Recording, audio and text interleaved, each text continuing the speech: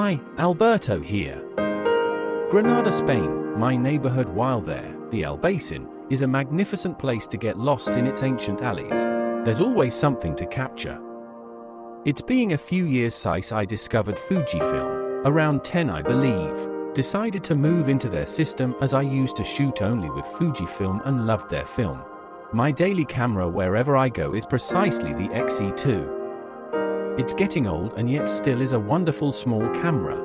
When paired with my 18 to 55mm zoom lens, I honestly can shot very much whatever I want.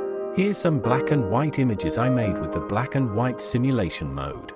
And a little tweak I saved in my camera as a preset preventing extra whites. Enjoy, and if you do, please like and subscribe.